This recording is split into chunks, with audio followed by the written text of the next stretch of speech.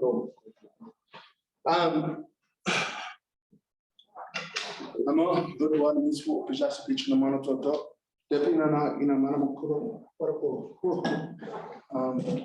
My name is Brian Melendez. I'm Northern Southern Pocket, Western Shoshone. I'm a citizen of the Reno Indian Colony. My reservation is just right down the road. And I grew up on the Hungry Valley Indian Reservation, which is probably about 10 miles northeast from here as the crow flies. So not too far away. I really enjoy being able to work in this capacity and try to show up here for you guys and be present for the work that you're doing. It's really important. It matters. And so I want to do the best I can at addressing what it is that's in here, what it is that's in here for you, and what it is that you want to know. So a little housekeeping before we get kind of moving forward. I don't want to spend too much time kind of in my background. I will kind of give a brief overview. If you want to know more, hit me up, we'll grab coffee, I'll take you to the res, we'll figure it out. Because if you don't really want to know that, then I don't want to waste your time or my time. So I'm going to give you what I can, and then we'll keep moving. So I grew up on the Hungry Valley Indian Reservation. I'm from this space here. I did my undergraduate and graduate work here at the university some time ago, and then transitioned. I've been an elected official in my tribe. I work for the government. I've done a lot of governmental work there. I'm a law enforcement officer for the state of Nevada. I've done a lot of work in that space. I got recruited from law enforcement into the federal government. I was operations officer for Indian Affairs for a number of years, and then left that administration to jump into the work that I'm doing now. I'm a founder of a nonprofit. We work here in the state. The nonprofit is called Tribal Minds Incorporated. We are an indigenous native-led think tank, and we focus in two particular hemispheres of the work. 50% of our time is looking at whatever the issue is. Maybe it's a historical issue, maybe it's a community-based issue, maybe it's a cultural issue, and we try to figure out why something is the way it is, and we try to find resolve through public policy and other areas. And then the other 50% of our time as an organization, we focus only on the intuitive part of what we want. And so when you are coming from a historically marginalized community, you're dealing with a lot of issues. Sometimes it's not an intuitive process for us to look at the things we want. We're so busy fighting systemic racism, environmental issues, colonialism, oppression of women, and all other types of things that really gets heavy. And so when you're dealing with those things, you don't really ever get a chance to look at the other side, or you're not allowing yourself to look at the other side either when it comes to creativity, innovation, and things that you want. So if you were to ask somebody who's in that space, what do you want? Sometimes it's really hard to say what you want outside of the problems. So we spend a lot of time in those two spaces, and we do really well there. And so because our system is programmatically different than most organizations that I've met and know locally and nationally at a state level, or even international spaces that we work in, we do a tremendous amount of work, and we move really fast, and we're very sharp. So we work in that space, and it's been really good. I'll give you more information about that. You can always go to our website, look at our work. It's tribalminds.org. You can do your work there. If you want to come in, we just moved in. We just relocated from Las Vegas back to Reno 30 days ago, and my new office is getting situated. So it's all under boxes, but you guys will want to come through, see what we do, see how that works. Even if you want to be involved, volunteer, do some work in the communities, you're more than welcome to do that as well. So that is kind of a really brief overview, please. Volunteer during the time of this class, anytime over there, you'll get extra credit for this class. For sure. And we do a lot of direct work. So we do a lot of direct work in the community spaces. So Tribal Minds, we focus on three different areas of the community space. We focus on civic engagement, which is the education, the interaction with people to vote, to participate in the civic process, which is really important because tribal governments have their own sovereign entities, their own ways that the governments work and maneuver. And then there's the state and the local and the federal side of it. So very often people that are in the reservations historically haven't often participated in local municipalities or even federal elections. So by making those transitions and helping to advocate and push for those processes, we're able to do that work and expand the voting access. So in 2020, our organization went out and we were working in the state in a civic capacity, and we were everywhere. So we had events and education outreach programs on 17 of the 27 tribes in Nevada, and which was the largest civic engagement campaign in history of Nevada. So we were out there working, we had contractors everywhere, we were just doing the work.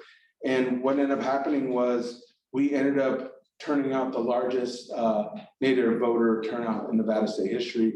Natives showed up to vote more than any other demographic in the state, more than white, more than Black, more than Latin. It just showed up because Nevada is home to 27 federally recognized tribes and colonies. If you don't understand, Nevada is the 6th largest Native populated state in the nation. So when those people show up, they don't just show up in Washoe County, Clark County, they show up in small municipalities, they show up everywhere. And so there's so many, Reno is a huge hub. So there's 7 really large reservations within 100-mile circumference. And so when the people need to go to work, they need to go to school, they need to transition, they're very often making their way here for economic and academic opportunities. So that's what that looks like. Before I go any further, this is going to help me address some of the things that you have, so I understand who I'm talking to. I'm going to go around. If you could just tell me where you're from, like what city, what state, kind of where you are, and then as I'm addressing it, it'll actually help me understand, and so that way you can understand Nevada better as well. My name's Jason, and I'm from Las Vegas. Sweet. My name's Allison, I'm usually from Florida. Okay. My name's Joanna and I'm from Reno. Beautiful. My name's Haley and I'm also from Reno. My name is Aiden and I'm from Central Idaho. Wyatt, California. I'm Donnie, I'm from Las Vegas. I'm Alex, I'm from San Luis, California. Max, I'm from Sacramento. Again, also Sacramento. My name's Brenda Lee and I'm from California. I'm Kimberly, I'm from Las Vegas. So I am here from Reno. Will, San Survey. Here from Florida. Cameron here from Reno. Beautiful. Also Cameron, here from California. Nice to meet you, Cameron. I'm Sammy, I'm from the Tri-Valley. My name's Emily and I'm from Sonora, California. I'm Ryan and I'm from Las Vegas. Sweet. We've been doing this work a really long time. And not just the community organizing work, but a lot of the other work. So when we went out to the communities, one of the reasons why we were working in this nonpartisan space is because they don't really care how people feel about the ideologies that they carry. That's not really the issue or concern for us. We're not interested in their political views. We're interested in people expressing their voices. And so when people go out and express their voices, you get a different outcome. Everybody showed up, then you'd actually really know what people are feeling. And so when we went to go do that process, we had this huge turnout. And then the following year, Nevada does their legislative session every other year. We worked in that capacity to work with the communities, mobilizing people. And then from that part, we saw and had more tribal impact bills passed in the state of Nevada than any other time in history. So there were more bills and laws that were passed that expanded rights or recognized sovereignty or created opportunities. And so that was the reason why we did what we did, because we knew that once the people showed up and people recognized that people showed up, then things would start shifting, which they have. So that's the first pillar, is the civic engagement part, to get them involved, not just in their own elections, but in all elections. The second area that we focus on is community development. Community development could be economic development. It could be human capital, social equity of people. Because I've worked in the government space, I've been an elected official of the tribes, I work in those spaces. I know that, especially even like the United States or state governments, very often what they do is the big focus is on economic turnout, less about people. And so a lot of times, because it's not focused on people, those budgets that have to deal with people aren't readily there. And so when the pandemic hit, we started seeing a lot of this really hard fallout, and people were suffering greatly because of that. So we started transitioning more into economic development, but not in the way that you think of economic development. We didn't think about it, it's like, we didn't think about it, hey, we need to make this so we can make money. We said, we need to do what is smart for the land and the people and for the environment, period. If it doesn't make sense, then we don't do it. So we focus there in that space. And the third and final pillar of our operations is wellness. It's the Indigenous wellness part of it, which is the people again, where not only the people, but also the land. How do we create systems, programming, and sustainability in helping you to be a better person? Right? So we go back to the people, like, and so a lot of that learning and education is focused on the people and their relationship to the lands in which they come from, the relationships to the communities in which they come from. So that way they can in turn be better advocates, be more mindful, more conscious of the way that they function, more aware of the way that they communicate within themselves and with other people. And so when we do that in our communities and we do that in our families, we see a really beautiful turnout of the results that we want. And then in turn, you see the wellness part of there. So we do a lot of that type of work. So that's the space that we work in. We do a lot of work. If you haven't listened to the podcast, please listen to the podcast. I'm gonna jump. I know you guys have questions, and I know you guys are very, very bright. I know you guys will throw this out. We have 2 hours, probably less than that right now. I want to address what you want to address. There are no dumb questions here. This is not a thing where I like grill you for something. This is my business. My life is about being a bridge and helping to educate and inform and be here. So I don't expect you to know things. I don't expect to hold you to a critique because you're not aware. That's not what we're doing here. So I'm going to answer the best of my abilities. If I don't know, I'll tell you I don't know, because I don't know everything. I only know what I know. And if I don't know, I can reference you to people that I know that do know, and they'll be able to help you. And I won't reference you to some crazy person that's going to give you grief. I'll reference you to somebody who actually will help you. So I'm going to sit down because you're all sitting down and it makes sense. So I'm going to go ahead and just start answering these, because at first I was like, hey, throw it out here, but these are some really good questions and I want to answer your questions, and then we'll go on from there. So I'll be pretty mindful, and I'm going to try to blaze through because some of them are very consistent with one another. So I'm going to try to be mindful of what that looks like, and then I'm going to just go, all right? So some of these questions I do know, they may not be in context for you, but I'm going to try to do the best I can, all right? So the first question here is, do you know about the other tribes around Nevada? Do they get together once in a while? So here's, because I was a former operations officer for the Bureau of Indian Affairs, had an office in Carson City, Nevada. I was one of the youngest tribal operations officer in the country. And so I had a very unique distinction. And what that meant was that when you're looking at the federal government and the Bureau of Indian Affairs that's under the Department of Interior, that bureau is the only bureau in the country that deals exclusively with the population. Every other bureau and every other institution in the federal government that exists, Bureau of Reclamation, Bureau of Land Management, every bureau creates laws and pathways and regulations that adhere to every US citizen. So if the Department of Energy says, hey, we're not using this energy, that applies to everybody, doesn't matter. But the Bureau of Indian Affairs deals exclusively with Indian tribes.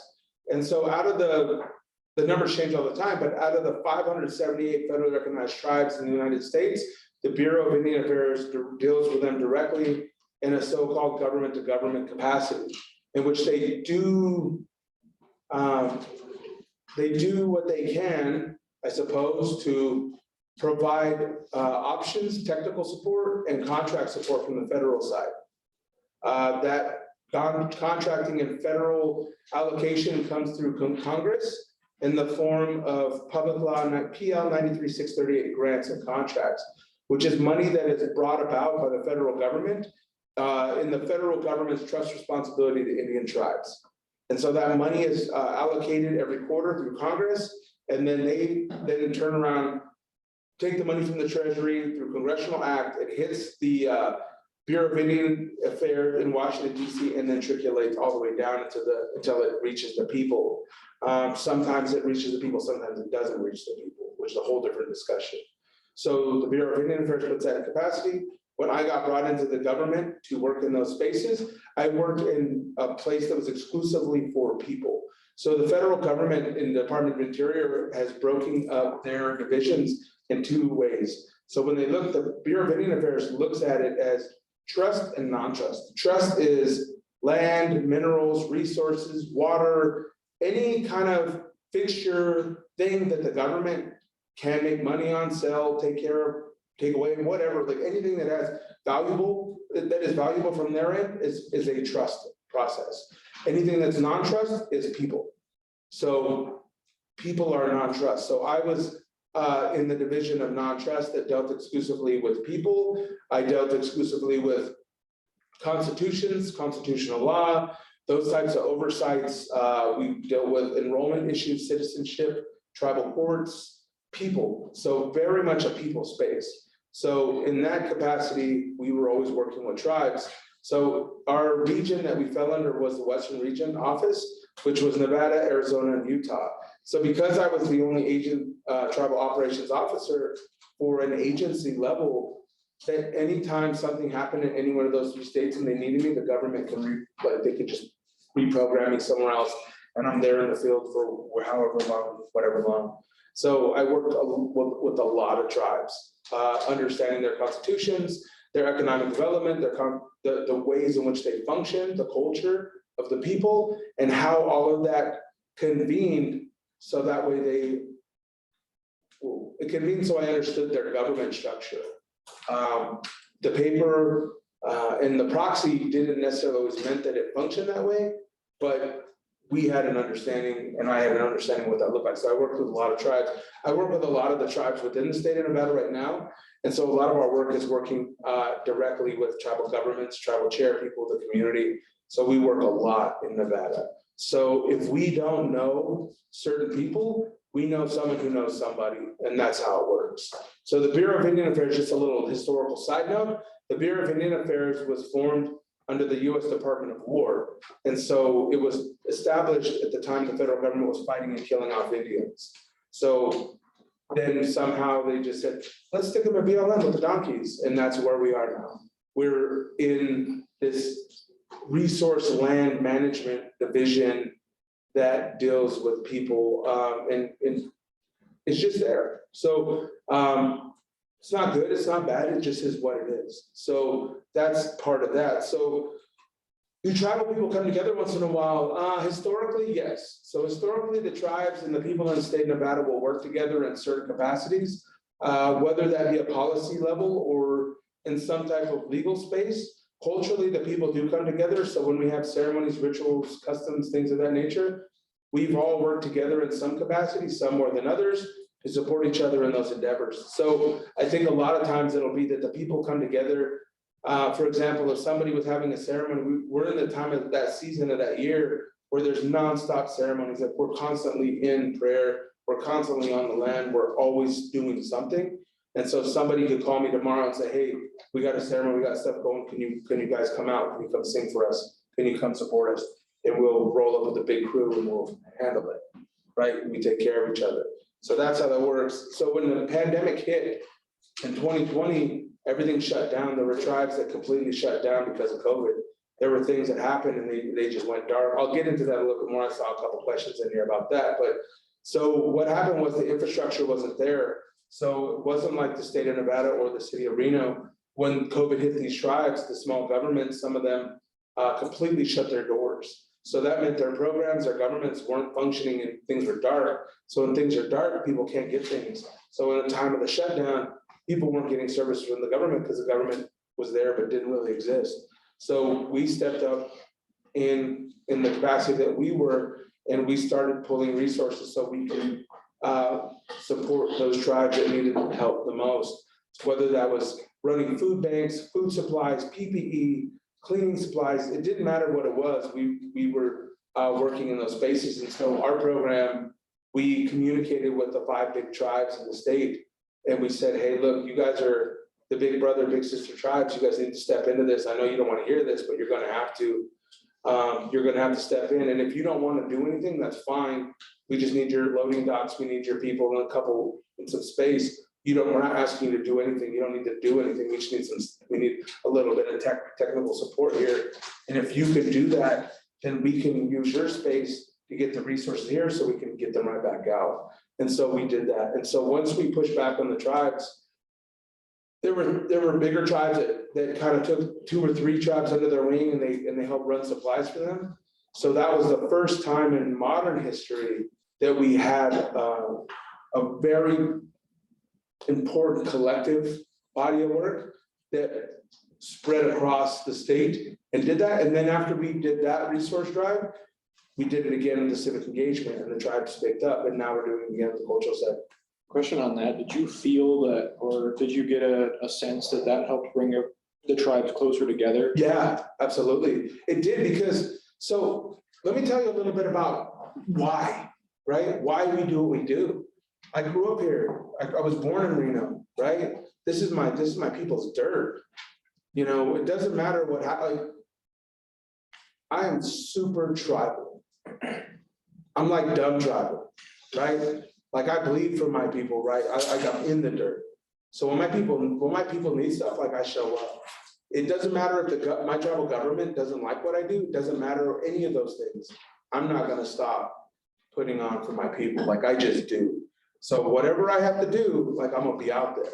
So because again, we're dealing with the states, we're dealing with elected officials, we're dealing with the federal government, we're dealing with tribes and the people of those tribes. So that also means that in the work that we do, we have to push back on all of them. Because we're a nonprofit, we're not a tribe, we're not a government, but we push back. And sometimes you have to know how to push back on institutions. You guys are at the university here. I mean, learn what you want, but definitely push back on them because they're not gonna do everything they need to do for you. And I'm not saying that they're bad or it's, you know, it's inherently wrong. I'm just saying that everything requires, it does better when there's a little bit of pushback because it helps us to be better. And so you have to push back on those things, especially if if it's not logical or rational or ethical or whatever you think it is. Nothing wrong with that, right? Because then you figure things out. And then sometimes the institutions look and say, hey, maybe we need to change this. That's how policies and laws and things are created. And that's why they look the way they look. Some of these things are on the book for a really long time and they're horrible. And they shouldn't be there. And we need to make new things. So when we did that process, it really helped the tribes because we didn't have a pathway or a need. I mean, we always had a need. I think we always believed we had a need, but we were never forced into circumstance for that change. And so a lot of our organizational work, we are culturally engineering wins for our people. And our people have been in a situation where they're culturally in their memory haven't had those kind of wins in a really long time. And so when you give people wins, you build confidence, you build understanding, you build compassion and awareness for the greater world. So when we did what we did and we're doing what we're doing now, it is absolutely like imperative. So the tribes that worked with us during 2020 and the tribes that are working with us now, they know that we're winning. And so if they want to work with us and they want us to do what we need to do on behalf of them and everybody else, then we definitely get what we want. In some way or another, it's working, right? Like those things are working. So if people want to be better, they will be better. If they don't, whatever. We're not tripping. Like if there's a bunch of tribes like, I don't want to do this, I'm gonna waste my time. We're not gonna cry about people that don't want to do what they do. We're gonna spend our time with the people that do. We're gonna spend our time with the people that really, really want to be out there. They want to help people, they want to feed people, they want to be good relatives, they want to care. And those are the people that we spend our time with, which goes for tribes too. So even though we work with people, we're in good relations, doesn't mean we always work with each other. You know, just like your relatives, you can love your family, doesn't mean you're always gonna be with them, right? Or you're not gonna agree with them. So that's kind of what that looks like. So the final question on here is, do we have any connection to the South Fork Band? We do. We have some people out there. We have a couple of organizers and people that we work with. I worked with the South Fork Band when I was in the Bureau. And so at that particular time, I was stationed down in Elko, and I was the acting superintendent for the Bureau of Indian Affairs out of Elko. So Nevada has two agencies, Western and Eastern. The Western's at Carson, the Eastern was in Elko, and the Eastern band, or the Eastern agency, monitored several tribes on the eastern part of the state. So I worked with them, familiar with them, some of their program people. And so if there's ever anything like that that I can help, if you're trying to get a hold of somebody or an email or something like that, you can do what we do, which is try your best to work out. Doesn't mean they're going to respond. That's one of the biggest technological and logistical reasons that creates problems for us in the state is communication. So we can have all the great responses and solutions and resources, and the tribes and the representatives sometimes won't get a hold of us. We can't connect with them, and we're like, okay, I guess we don't do anything here. So that happens. So I can get I know some really good people. I know a really good representative from that area. We worked a lot. She's a really bright woman. If you guys want anything to know about South Fork, just hit me up and I'll get you the resource. So the second question, you said once that you knew you needed to start a podcast. You didn't. You did. I didn't have technical skills to do that, but my question is, how do you know what you need to start one? I grew up in a really hard time, and my family, my community. When I was 9 years old, my father committed suicide on the hill right behind my house. I back out and said, "I'm good, I'm done." Did that. My dad was a hardcore alcoholic and heroin addict. He was on his way back to prison. Things were rough. He just checked out. He just didn't want to do it anymore, and I get it. And then around that time, also, we're growing up, a lot of death, a lot of destruction, a lot of chaos. So when I was 16 years old, my older brother, he got killed when he was 18. And then when I turned 20, my younger brother was 2 years younger than me. He gets killed when he was 18. I had two brothers that never made it past 18. I got a little brother left. He's like 14 years younger than I am. And in that time, from the time that happened, the time that's now, I've been to probably 300 funerals in my life. And it's like a lot of death and a lot of things that you just have to do things with. So when you're around that much death, you come to learn some things about time and resource and people. And one of them is you don't have the time you think you have to sit around and wait. Like you drag your feet, you may not get that time. So if somebody asks me, well, how did you know? Like, I don't know. I don't know what I'm doing. There's so many bright people in this world, they have no idea what they're doing. They're just doing the best they can in the moment. I didn't know that. I did what a lot of people did. I did a really, really quick, like super intensive research on YouTube for like 2 hours. And then I was like looking around, but I also listened to podcasts, but I thought about it and said to myself, let me leave with this funny anecdote. I remember it was years ago, there was this quote that I printed up and I had it on my desk when I was an undergraduate. And the quote was, if you do what you need to do when you need to do it, you can do what you want to do when you want to do it. And it was a reminder for me that I don't always like school. I don't always like to go out and meditate or pray. I don't always like to do things sometimes. And that's just a human thing. But my biggest response was, but you got it. Some things I just have to do. It's good for me. It's like going to the gym and you're really you don't want to go. I'm like, I don't want to do this. And then you go and you're like, glad I did it. I didn't want to do it, but I'm glad I did it. It's kind of like that. So I felt like the podcast experience was going to be the same way. Things weren't ideal then. They were never ideal. So I have to understand my own experience in this world. And my experiences for myself is I have so much unideal circumstances that have decided my life, that have been in my pathway, that why would this one thing need to be ideal? You know what I mean? At what particular point in my mind did I say, hey man, this is not ideal, I better not do it. It's like nothing's been ideal. So I just recognized it, took a breath, and just ran. I looked at it like this. Something needed to happen, and I'm really good at accepting the fact that I'm gonna make a lot of mistakes along the way. Right? Like, I'm good with it. Some of you guys have different life experiences. Some of you guys come from families or communities where somebody's already done something in your past. Maybe your dad's a dentist, maybe your mom's, a mountain climber, maybe somebody has done something in your life and they're holding you to an expectation where you're like, I really gotta achieve greatness. I never had that. I'm the first person in my family to go to college. I'm the first person to like do a lot of things in my family, in my community, which means that I have a lot of trails to blaze, which means I'm gonna make a tremendous amount of mistakes, which means I don't always know what direction I'm supposed to go in. And that's where my culture comes in. That's where my community comes in. That's where my prayers come in. That's where my family comes in. Because we do what we have always done. When things are hard, we go into the mountains, we go into those places, and we pray and we ask the land and the spirits to tell us what we're supposed to do, and then we do it.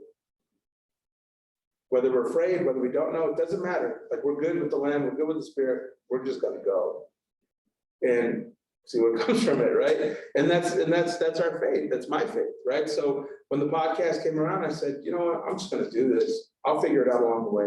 It's all good. So that's how I did it. Because I was spending a lot of time talking to people at that time. I was, this is pre-COVID too, right? So people want to hit me up and they'd say, hey man, let's meet up and grab a coffee. Okay. And then as I'm sitting in some coffee shop, it felt like I'm just hanging out with people. And I'm like sitting there with somebody, just, we're talking about life. I'm asking them about their lives and we're talking about my life and we're like learning from each other. And as I was having those experiences, I'm like, there's gotta be a better way to communicate this that is more sustainable, because it's like some of these things feel really repetitive. I really just need to find a better way. The podcast made sense for me. And I don't use my podcast like other people use their podcasts.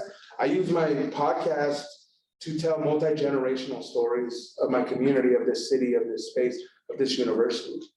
I use my way to, I wanted to leave something for my children, so that way, if something ever happened to me, then my children can go back and understand why. Why was this way? Why was our family the way it was? Why were we dealing with generational trauma the way we were? Why? And then from that point, it should expedite their struggle so they can figure out life a little better. That's why I did it. So this is a funny one. You called yourself a white person whisperer for Native people and a Native people whisperer for white people. What is the most memorable breakthrough you've had acting as a messenger for these two sides? My grandparents went to, or all my family actually, my grandma, my grandpa, my relatives, my mom, they were all part of the boarding school experience. If you don't understand what the boarding school experience in the United States, it's the federal government came at one particular time and they basically took all the children and forced them into these military style concentration camps, cut their hair, abused them, took away their language, took away the things that they had and just stripped them and did the best to assimilate them into these little models that weren't really designed to be much. It'd be different if the institution said, hey man, we're gonna take you and this is gonna be like a college preparatory type of process and you're gonna learn science and you're gonna learn philosophy and you're gonna learn about the world and we're gonna teach you the same Aristotle, Plato that we learned for ourselves so you can figure it out. That's not what they did. They took my people, enslaved them and taught them how to like fold white people's clothes and make them, clean up after other people. And so that was a very institutional process and it was intentional. And so it was made to break the people's spirit and dislocate them from family and the land. And it did. So I was raised by my grandparents because things were so rough. So my grandparents, did the best they could to raise us. And my mom and my family were all byproducts of that. And so they deal with a lot of heavy duty trauma. And so the trauma and the fear and the struggle that came from the boarding school experience, it was one that I recognized as a child, but I didn't have the direct experience with it. So I, like you guys, grew up in this country, just like going to public schools, figuring things out, watching the rest of the world. And my experience was, I understood some of their struggle. I didn't understand all the details as a child, but I understood that I also didn't have their fear about things. Like I just wasn't. I was always pretty curious. I don't know why, just was, right? I just was that kid. I had a lot of questions. Why? Like why? Why do we feel like this? Why do we do this? Hey, Grandpa, why does this look like this? Tell me why. And I always had questions. And those questions helped me to understand early on that I could do other things and I didn't have to have the burdens. Not all of them, but I didn't have to have some of those. So understanding that my parents had a lot of fear, my grandparents had a lot of fear attached to their existence. When I got older and I started looking at other people, I knew that I was upset for the way that things were, but then I didn't understand that the reason I was upset was I was still young, I was still developing, coming into my own. But then once I started getting around people, I never had, I was never really angry with people. I wasn't. Other people were. I just really wasn't. Like I never looked at people, I'm like, man, this is the problem. Like I heard it so much in my community that I was like, man, I'm having more problems with my own people than the white people. Like I'm on the deep reservation, man. There's no white people out here. It's just us beating the shit out of each other. It's just us struggling. And then when I looked at other communities, I was like, you know, a lot of these struggles that I'm having are internal. And I had a really hard time just palating and accepting that this was our fate. So I started looking at it a little different. And then when my little brother was born, and he, you know, was like 14 years older than him. And my mom had my little brother, and my little brother, he was born with some disabilities. And my little brother, the youngest one, his dad was a non-native dude, he's a white dude. And I would always hear people in the community talk about that. You know, I would always see like how that internal, you know, racism that we have for ourselves now. And I'm not exposing anything. I'm just telling you that within the community structures, our own communities, pretty much every community color I've ever gone in has had some type of problem. You're not brown enough, you're not Indian enough, you're not black enough, you're not enough of something. And the families would carry it over and they hit you with it and they try to hit you where it hurts. And like, there was always something. So in our communities, the same way. We have a lot of multicultural people in our communities. We have people that are half white, half black, half Latin, half everything. And the way that the community would treat them was so ugly, and I hated it. I hated it that was okay, and I didn't like it. Because those people that were being treated that way, those are my brothers, those are my sisters, those are my friends, man. Like, why are you treating them so bad? You make them feel bad. So when my brother was born, it really cemented in me that I'm not gonna, like, I thought about it, I was like, I'm not saying that no more, man. Like, not like generalize and say, man, white people did whatever, white people this, I'm not saying that. My brother's got that in him, man. Like, I love my brother. I'm not gonna say that if it makes him feel bad. I don't want my brother growing up in a world like he has to love me, but also hear me hate him. So I was like, I'm not doing that, man. So I never had problems like that. Like, I looked at it differently. And so now as an adult, I look at it differently. And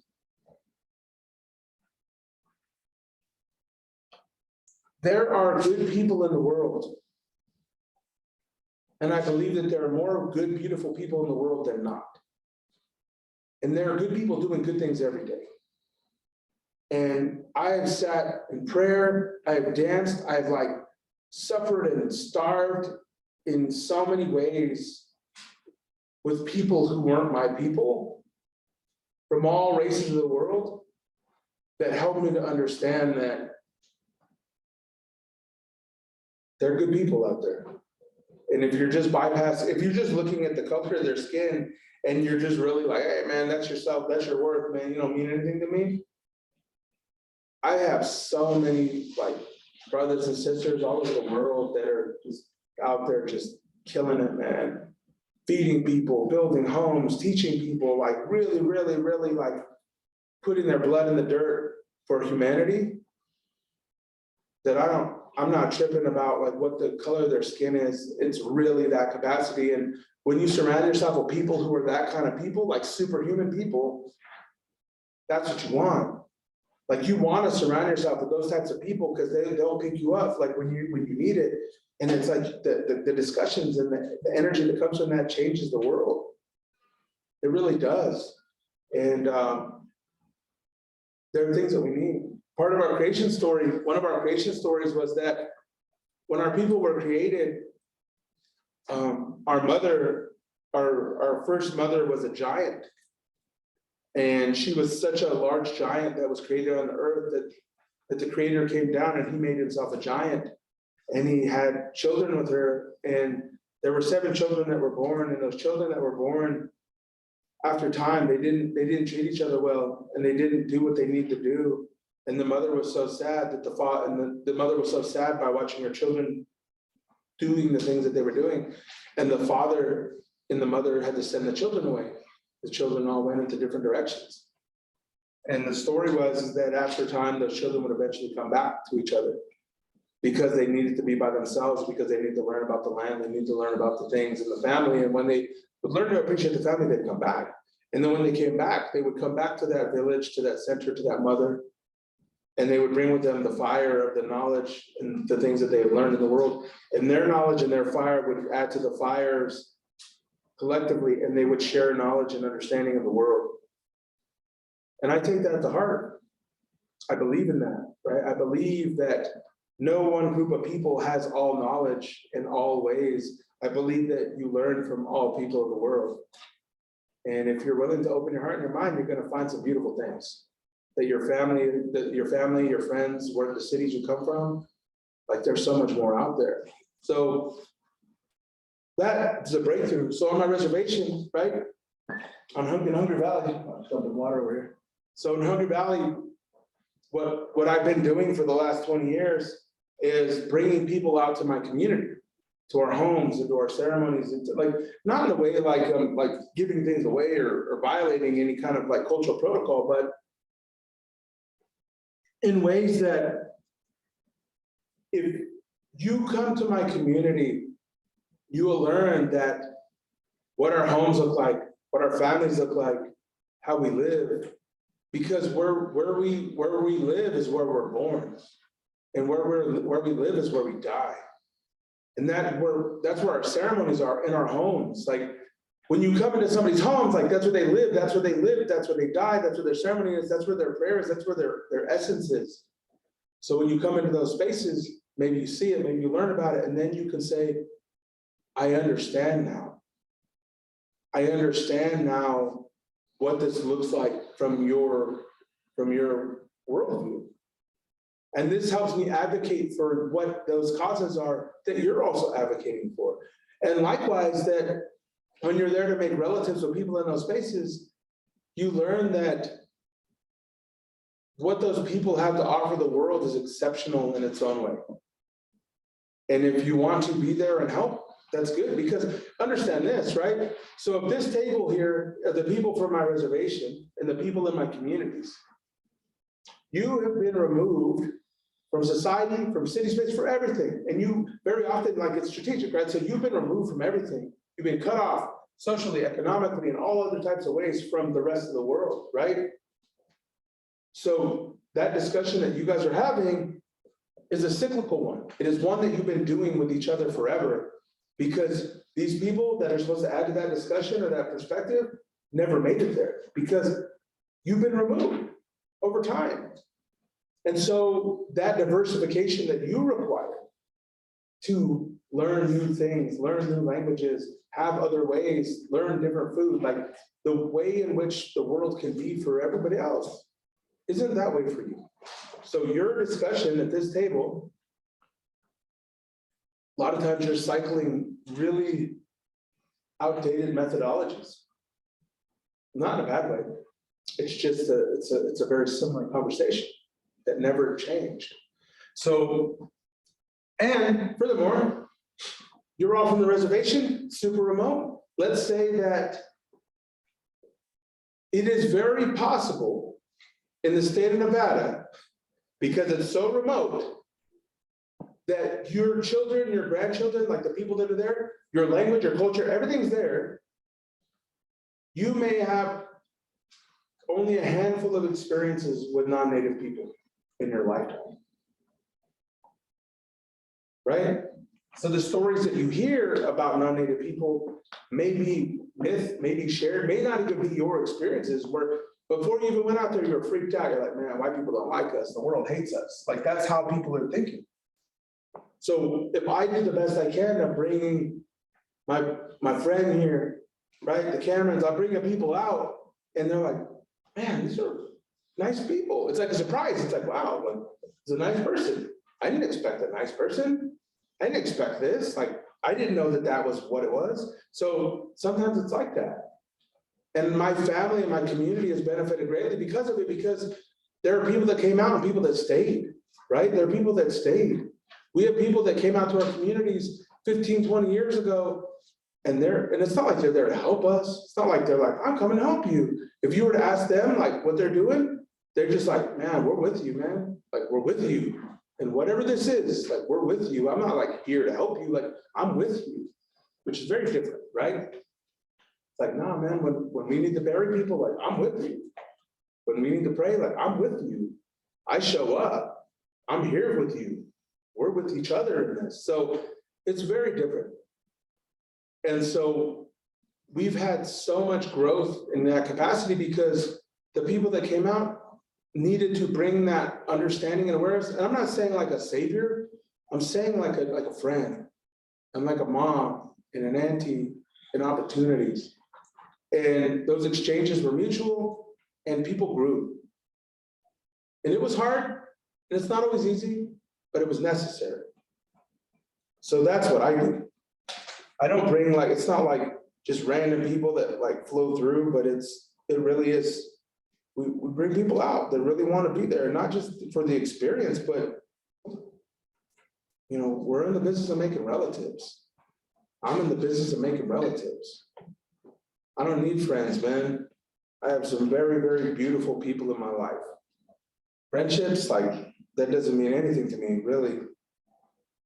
Like, I get to spend time with amazing human beings that I just meet all the time. And like, we do stuff with each other. We're just like, we're in it. And that's the other part of it too, right? How do you know how to build a community? How do you know how to create a community? How do you know how to do those things if you've never done it? And there's a lot of people that have never had family like that, never had community like that. And so we have a very beautiful space, and we've been working for a really long time to take care of it and love it, and keep it safe. And we build on it. Our ceremonies, our language, our culture, our identities are intertwined with our academics and our economics. Our businesses, everything we do goes back to the people in the land. We dump hundreds of thousands of dollars into our communities so that way people can eat, take care of themselves. Because it's all intertwined. And so you can't do that if you're just by yourself. You can't do that. You can't make those changes in the world if you're angry. You can't make those changes in the world if you hate people. Because if you really have that feeling, that's not what those people, man, that's your own stuff. You got to figure out, man. That's a weight. So that's why I mention that. That's why I do what I do. So this question is a really good one. Do you ever get angry when thinking about US, the history of the US? And how do I manage to put it aside? I don't put it aside. I don't put it aside because I think about it, I understand it.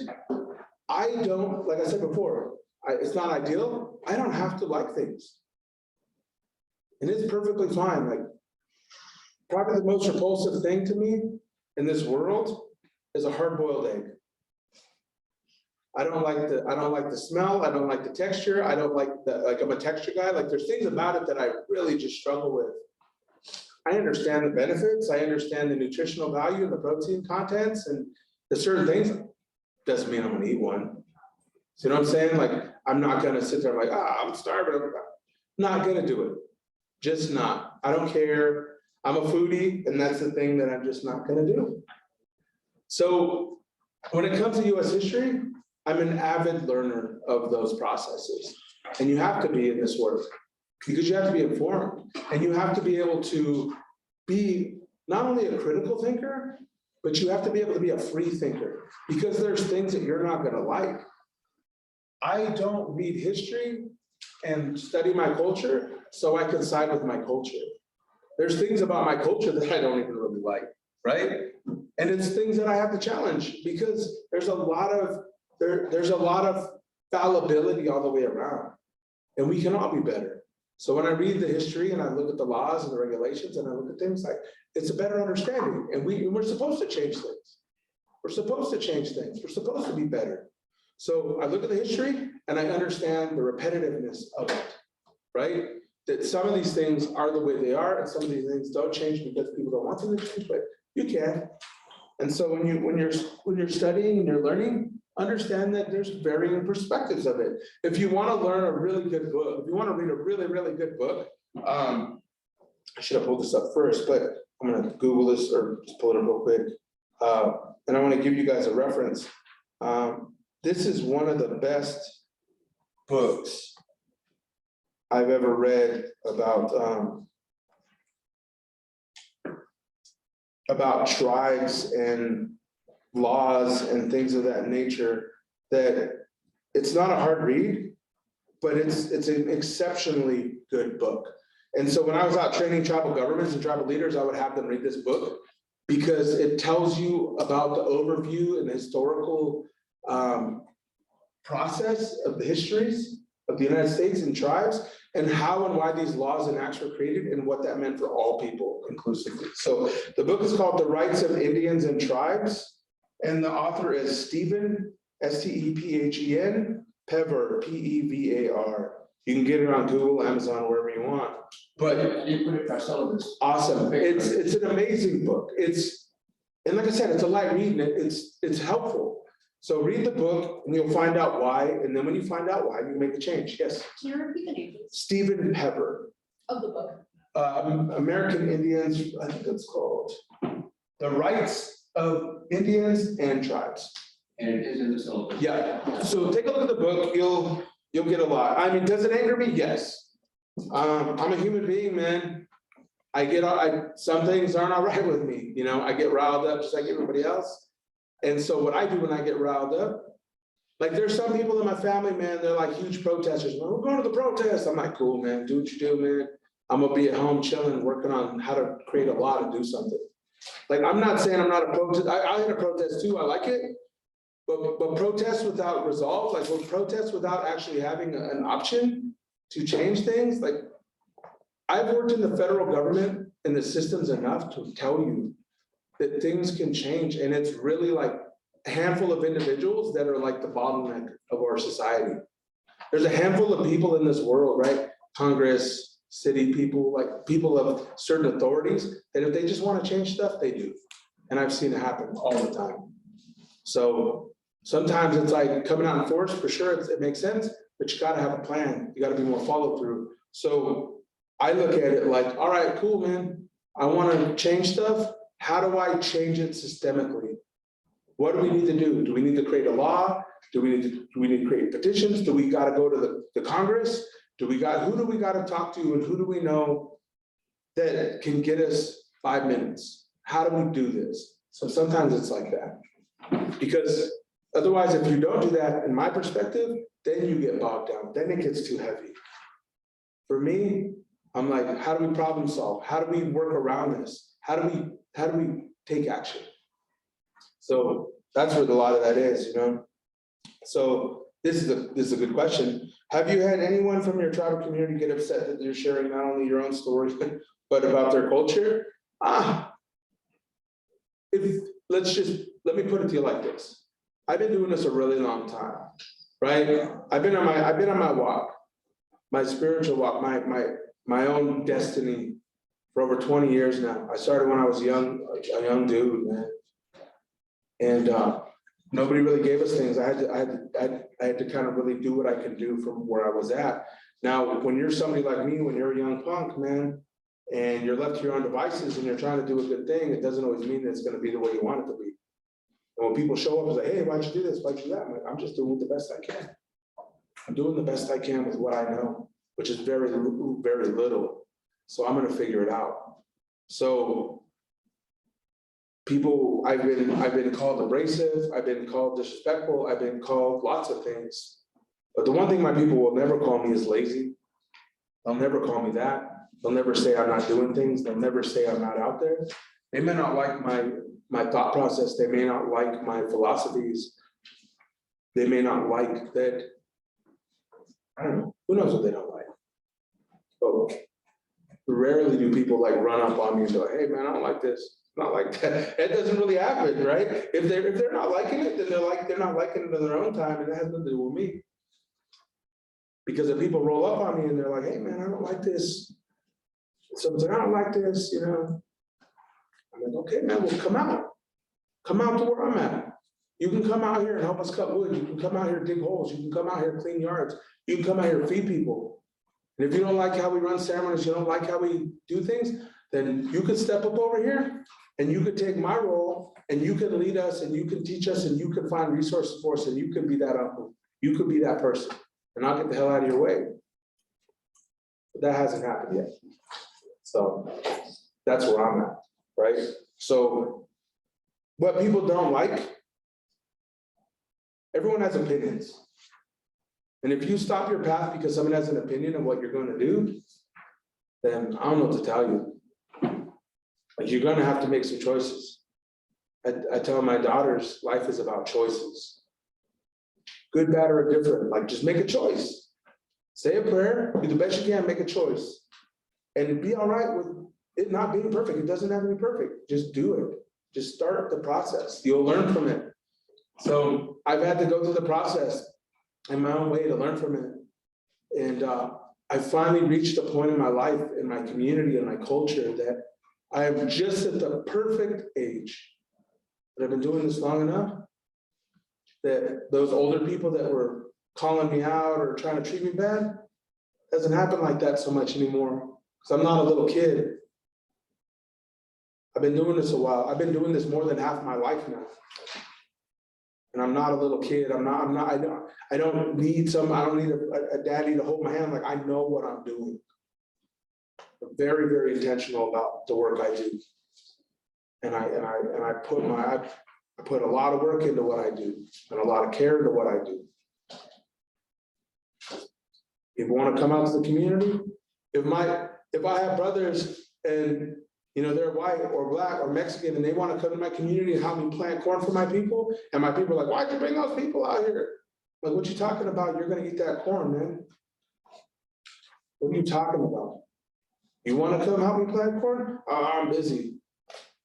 Shut up, man. I don't know what you're talking about. Because I'm just here to do my work. I am not anything. I'm not proclaiming anything that I am anyone or anything. I'm just a human being like you. And I will respect you, and I will not disrespect you, and I will not break you down. I will uplift you and love you. And if you can't do that for me, man, that's my boundary. But you don't get to come over here and call me out. You don't get to come in here and swing on me. You don't get to come in here and do any of that stuff because I'm also not a punk. I'm a warrior, bro. Like I live that way, man. I'm not that guy. I am a very, very, very, very simple person. But I'm not here to do that with you. I'm here to help. I'm here to lead. I'm here to do what I got to do. I understand my role. People go a long time trying to figure out what they are, and people don't make decisions because they're not confident in their ability and their doing, man. But I know exactly who I am and where I'm going, and I'm doing it. And that's all I can ask for.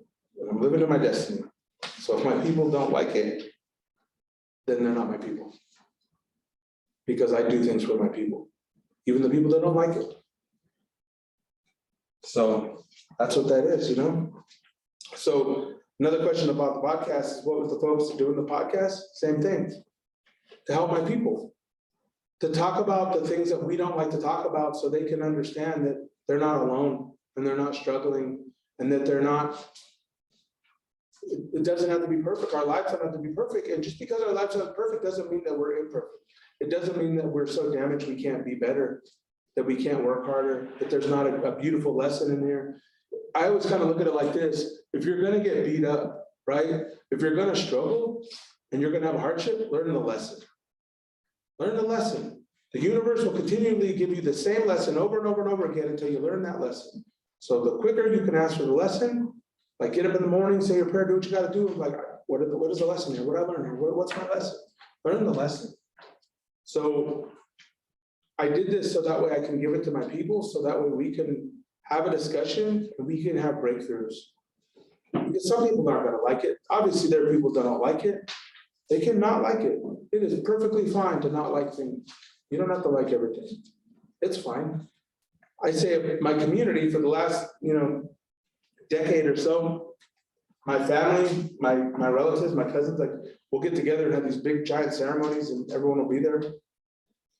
And in our community, we say this collective prayer, and it goes like this: Grandfather, grandmother, creator, makers of all things, let the people that need to find us, and the people that don't need to find us, never let them find us. And we say that prayer for one simple reason, that whoever is here is supposed to be here. In our language, we call it like Dami. Like Dami is like everyone in this room. It's us. That noise out there, that's like no human. That's like everything else. But this is Dami. And when we're in prayer and we're in together, it's Buha Dami. And Dami Buha. It's like we're so connected with each other that the people that we're supposed to be are here. Everything else doesn't matter anymore. This is our universe. This is where we start. That's how we function.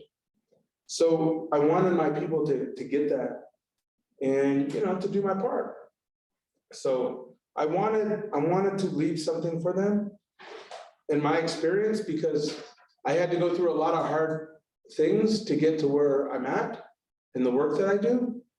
And if I can help, if my voice helps some person in the world and gives them a thought or helps them to find their own dream, their own destiny, and that person turns around and helps more people, then I've done my job.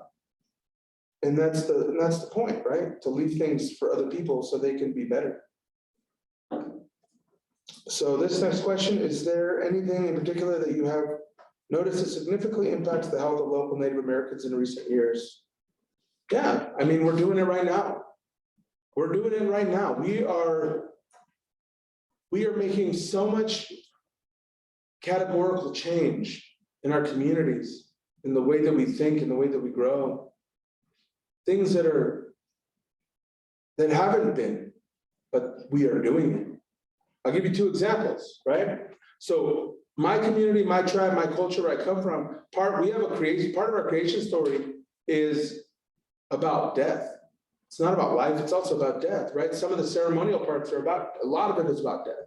So there's a concept or a story that our people have about when we die. And the belief in the story goes like this: when the human being dies, when you're born, so let me start with that. So when you're born, we have a belief that your ancestors, the spirits, there were 7 of your ancestors that brought you here to this place when you were born. And throughout your lifetime, maybe you're sad, maybe you're struggling, maybe you're hurting, maybe you were in a car wreck or whatever that is, those several ancestors and those spirits will come through at any particular point and they'll be with you. Maybe it's 2 of them are with you, maybe it's 4 of them with you, maybe it's 5. But when you die, all 7 will show up and they're going to take you, they're going to help you to get to that other place. And what they do is, in our belief, is that those spirits take your spirit and they take you on a journey, and this is our culture. And for the people within our culture and our tribes, they take the people on this walk called the South Dance, and the South Dance takes them all the way down south into Arizona, all the way into Mexico, all the way into Central America, because that's where we believe that our people are connected from and come from. And they visit all of the homes all along the way, and they're visiting their relatives and their connections all the way along the way from the beginning of time, and they make their way into the homes of the people before they make their way to the stars and journey back north onto their star path. So part of our connection and our stories is that our people all the way into Mexico and Central America, we're connected through tubes under the earth, and we all popped out at different times. And we all came from the same places. And so, because I believe in those stories and because I believe in that culture and I believe those things, when I go back to my community and I go back to my home and my community space, I do the best I can at making our home and our ceremonies open to our brothers and sisters in the South who didn't have that. And so I know I do that. And I do it for a reason, right? Because we're connected to them and they're connected to us. And I'm connected to that land. Down there, my great grandfather, he came, on my dad's side, my great grandfather came, his father was from Guanajuato, and then his mother was from Chihuahua, and they came up that way through Texas. And that great grandfather met my grandmother, and she was Pit River Paiute from up by Shasta and Pyramid Lake Paiute. So she had made her way there. My grandfather from Mexico and my great grandma, they met together, had a bunch of puppies, and that's where I came from. And that's where the last name Melendez comes from. That's in my life, that's in my blood, that's there. And I recognize that. And just like I'm not gonna hate my little brother for the whiteness that's in him, I'm not gonna hate myself for that part of my blood and my ancestry that comes from that land. Like, I recognize it. So if I have to recognize it for me, I recognize it in you, and I want to help. So that is one thing. The second thing that we've done, and the second thing that I'm very intentional of, is our ceremonies in our community and our culture, and the things in our culture that have not always been above board or kind to our women and our mothers and our daughters. There's a lot of things that have happened in colonialism, right? The colonization of our people has made it so that way, and this is something within the stories, right? The stories of our people, our land, our language, that the women have always been so strong in our culture, right? When we talk about like the past, it's like the women who were these leaders and the women that were our healers and the women that did all these things, they were so prominent in our culture. So our culture is one where it was like split. So there are certain parts in our culture where a woman may have two husbands, right? She may have multiple husbands, or a man, like it just kind of was with these things, right? It was like these women had so much freedom in their way that they needed to be. Because there was a lot of responsibility there. And so when we talk about the stories of our women and the way in which they lived and the way our society was before we were broken down to where we are now, it changed. So now when you looked at it, you're like, okay, well, now we participate in the same imperialistic views where we're subjugating our women because that's what we were taught from this colonization. So we have to make a change here somewhere. And culturally, there's so many times where, like, I would look at the ceremony, my own people, I'd look at our ceremonies, I'd look at where we were, and somebody would say, our women are so sacred, our women are sacred. And then I would look back because I'm just a young punk, right? And I'd be like, well, what are you doing for them? They're sacred, like, what does that mean? Like, how are you helping them? Like, what are you doing? Are you just so familiar with saying this? Are you just saying it? Like, what are you going to do? So I looked at it in a different way. And I said to myself, because of the ceremonies and the things that I know that we do and the things that I'm in control of in my community, I turned back and made a conscious decision. I said, hey, look, next year in our ceremony, and this was a couple of years ago, and I said, we're going to make a change here because we have to make a change here. So I talked to my aunties and I talked to all of the women that were in the ceremonies. There was a lot of women. And I talked to them and I said, look, I want to do something, but I can't do something unless you want to do something. And I can't make you do something. I'm not going to tell you to do something. I'm just going to present something, and you need to let me know if this is something you want to do. And I told them that I don't believe that our ceremonies can exist anymore. I don't believe we can go any further. I believe that we reached the end of this road. that we can't go any further unless you step up into a higher role and do more. And I'm not saying you aren't doing enough, but I'm saying like, I feel like we have to step back and you need to step in. Because you have so much to give, but because of the way that we've been working in this patriarchal system, you've been subjugated, you've been silenced, and your power is not as strong as it needs to be, because you also have, when you're in that space, you understand it. And so I made a conscious decision at that time, and the aunties and the women, they came together and they said, yeah, we're gonna do this. And I told them, I said, whatever I know I can teach you and share with you, I will. And I will create a wall, and we will stand here and we will do the best we can to make sure that you can reach those goals that you want to reach. I don't know what your women medicine looks like, but I know you're going to find it for us. So I'm going to get out of the way, and I'm going to make these men, any man that gets in the way, I'll get him out of the way. And since that time, it's been so beautiful. Our women, our daughters, like, they just get stronger and stronger every year. Our dances now are run 50% by men and women, and they work together to make it happen. Otherwise, it doesn't happen. Our ceremonies, the way we function, those roles that have been changed by non-native people to break us down are coming back into full force, and we're finding a balance here. Because the idea wasn't to overcorrect. The idea was to find a balance. So those are two examples of the things in which we've had to do to empower people and to bring that back in around those issues and about that way of existing. So I'm a very proactive guy, but I'm also a very practical guy. I don't waste my time in ethereal things. I don't waste my time like in theory. I don't even think about stuff like that. That's not even how my brain works. My brain is like, what do we need to plant over there? And we just go do stuff. Like, I'm like, grab a shovel. Like, we're just doing stuff. And so when I hear people talk about like stuff like that, it's like, well, what about the women? I'm like, well, what are we doing for them? We better go do something. We better figure it out, you know?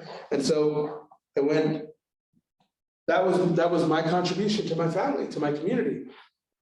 Because I wanted my daughters to live in a world where they weren't going to be beaten down or subjugated by their beliefs by some really dumb man who didn't know what he was doing.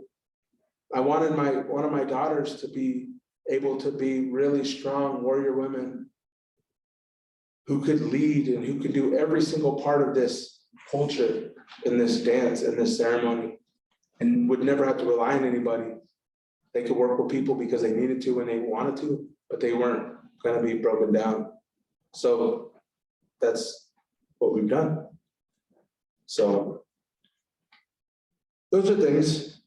Does the Bureau of Indian Affairs include territories of the United States? Yeah, it does. So the Bureau, so all of the directives that come in from the federal government, right? So the central office is in Washington, DC. And that's where a lot of the policy and like the legal directives are made, and they're handed down to regional offices. Regional offices, there's 12 regional offices all around the country. And those regional offices, they support the agencies, and the agencies are on the reservation or adjacent to the reservations. And those agencies deal directly with the people, when the regional offices support the agencies who are dealing with the people. And it's like a 3-level approach. So they're located all over the United States.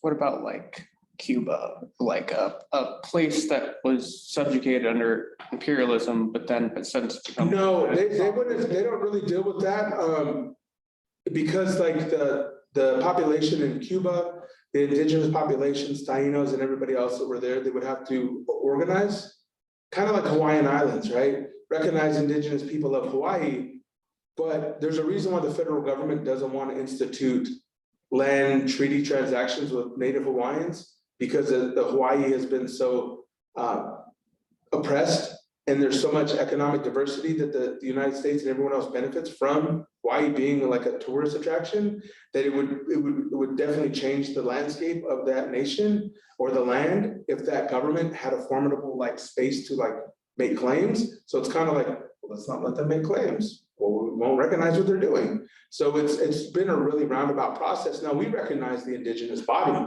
We recognize their traditional kingdoms and the ways in which they function. But when it comes to that oppressive occupation that needs them to have some kind of formal dichotomy, it doesn't, for various reasons, right? So that's what's up. So here's another, I guess this question right here kind of leads into that.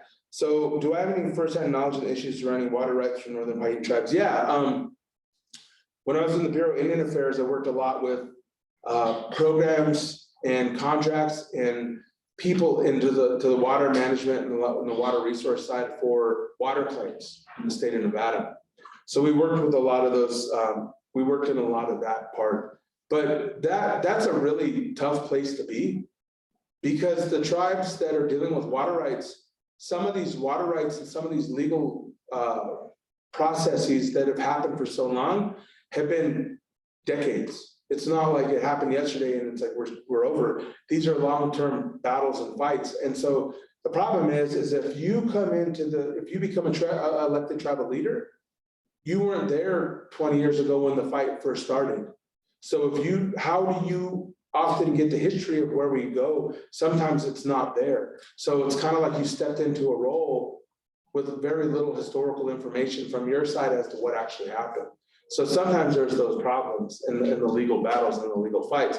And it makes more sense for the federal government and the states in those fights, because those bureaucratic systems have more people, more resources. They can have a chronological understanding of what happened.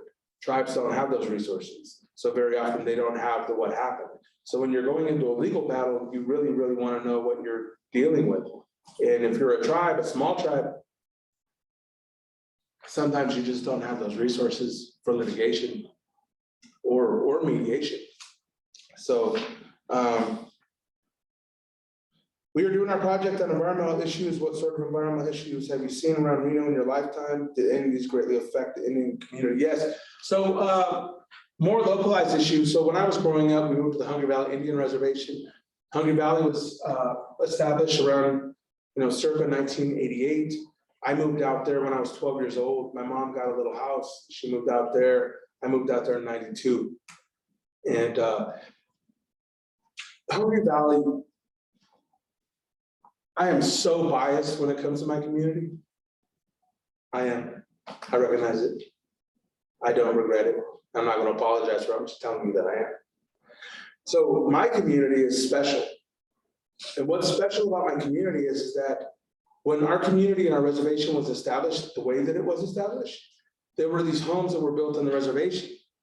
And the homes that were built on the reservation had people that were living in those places that hadn't lived with each other before. So if you go to like Pyramid Lake or some of the older reservations, these places were here a lot longer. So people were born there, people were like, they'd live in there, they knew each other. So in my community, when people from that time moved there were a lot of families. So if this whole room was Hungry Valley, you were from Pyramid Lake, you were from McDermott, you were from South Fork, you were from California. Like these were people that were attached to the people at some particular point, but weren't living with them.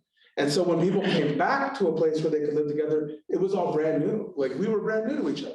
So you were from a different community, you were from a different family, like you came in from wherever you came in from, and now here we are, right? So when that happened, we were all learning about each other. So that also meant that the culture, like an agreed upon culture, an agreed upon tradition, agreed upon things weren't there. If you go to other communities, they'd be like, well, we've been doing this for a while. Like we have a way we do things. Wasn't like that where I came from at all. So we were dealing with 3 different cultures, Paiute, Shoshone, and Washoe people. That's 3 different languages, 3 different cultures, 3 different ideologies, plus the fact that all these people came from different homes and communities, so different. We were diverse in our own way, and it was brand new. So growing up in our communities, we had to learn each other. And we learned a lot about what we liked and what we didn't like. And so we were creating our community as we were going, we didn't even realize it. So in my community, at that particular time, there was a company that was trying to bring in this really big, like, it was like a cat litter plant, and they wanted to put it right by our land, right? And someone's like, we're gonna build this cat litter plant. We wanna get the land and build the cat litter plant. And it's like, it's gonna run 24 hours for the next like 30 years, and it's gonna put a giant ass hole right in your backyard. But if you guys want a job, like, you should come over here and apply, I'm like, this is horrible. This is a horrible operation, and why are you gonna do this? Like, you don't put this stuff by, like, you don't put plants and power plants and stuff by where white people live. You just put it by poor people. Whoever those poor people are, that's where you put it. Not by the rich people that live in Arrow Creek, but you stick it right here because you don't care about us. So the people went and pushed back. And they pushed back. And so my tribal government was so smart at that time, because they're like, how do we fight this like legal battle? How do we do this thing? So somebody got really, really smart. And you know what they did? My tribal government went and they said, well, we're gonna go and, so what do we know about Nevada, right? This institution, what do we know about this? So much of this institution, the state of Nevada, they care about gaming, right? They care about that, and they care about mining. This institution here does the same thing. Got this whole mining occupation here. They care about that. They care about cattle. Cows have more rights in the state than people sometimes, right? It's just the way the state goes. So somebody got so smart. I don't know who did it, but somebody did it, something amazing. So the tribe turns around, because they were in this legal battle that looked like they were about to lose, and the tribe turns around and they buy up all the mining rights for that particular piece of land. And because the state honored mining more than people, they weren't going to discount the mining rights, because they created laws that went against mining rights, it would go against all mining rights in the state. So they had to honor the mining rights of the tribe, just like they honor the mining rights of Barrick or whoever else. So then that stopped the cat litter plant. And it was so smart. So that was one way, that was one environmental thing that happened there, which I thought was beautiful. Do you know anything about what's going on with Thacker Pass right now? Oh, the behemoth thing, that's a really tough thing. That's a really tough thing, because you have to understand that you're dealing with tribes are sovereign, right? So the governments themselves were elected to make decisions on behalf of the tribal people. So when you're participating at that level as a legislator, you're signing up with certain actions. So the tribal government is going to make determinations that are they're the best fit for the people. But there's also people that don't like it either. So you're the tribal government, and your table made decisions on the people because you were elected to do so, which meant you had the inherent right of the Constitution to make that determination. This table here has no opinion. You're just chilling. You live in the community, you're just chilling. That table in the back, you guys are ranchers, and you guys are like, you're looking for work. So if the mine came in, you're like, can always use a job. This table, they're like, we hate it indefinitely, and we're gonna fight you. So then this table comes and says, the people don't like it. But the people weren't all the people. It was you who were the people, good, bad, or different. Like, I'm not taking sides here. I'm just saying that sometimes this happens. So if there was a unification of 100% of the people, because when we're talking about tribalism, we're talking about the people. Like, what does the people constitute? Now you can quantify that. The constitutions often say how many people it takes to create a referendum or change a law or do something. So do you have enough people to call yourself the people to do something? See what I'm saying? Because on our end, we're working on the logistics. Like, we're just looking at the legal ramifications of what the power of the people actually means. What does it actually mean? So we don't get into dogfights when it comes to those things, because I'm like, what does it mean? So if I go to my tribe, for example, right? My tribe has a law that was put in place like 15, 20 years ago, and it's called illegal consumption. And because we have a dry reservation, which means that it's illegal to have alcohol within our reservation, you go to jail for it. It's illegal to be drunk on our reservation. You'll go to jail for it. And so the Native people that were there, they're like, I'm a US citizen, I should be able to get drunk in my front yard if I want to. And the tribe's like, well, you're on tribal land, bro. Like, this is the tribal government. And we're protecting the sanctity of our community. You want to be drunk, go live out there, man.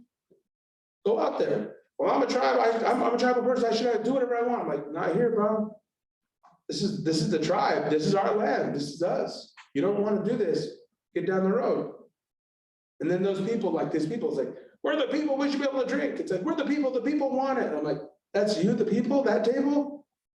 The 15 people that want to get drunk, like I was in the government, I'm like, the 15 people that want to get drunk? Imagine if you use your energy to go build a park or a library or something beneficial. You guys are gonna rally because you want to get drunk, but you don't want to rally to fix things? I got a problem with you, man, on so many levels. Get your priorities straight. Now, when it comes to those kind of issues, I have a lot of opinions about it, but that's not my community. That's not my fight. Like, no, it's not my fight that I don't care. It's that I haven't spoken to the tribal government and I haven't spoken to the representatives to get the full picture. And I can tell you this now, there's almost always a bigger picture than what we see. And I've seen it all across the board, when I was in the Bureau, when I was in the tribes, and even now. And you have to get the tribal governments understanding of what they did and what they want to do and why they did it. You got to get the people that are opposing it, what they're understanding, what their perspective, and you also have to get the other people. And you even almost have to get, you know, America, like Lithium America's perspective of what this is. And when you get all those perspectives, you're going to have an understanding of why, like what it is. That's what we do on our side. As an organization, we work with all these parties to understand why. And I can confidently tell you that I have not done that. And I can't tell you why. I can only give you an understanding that I wouldn't make a determination for myself as an individual until I know all of the details that I can know.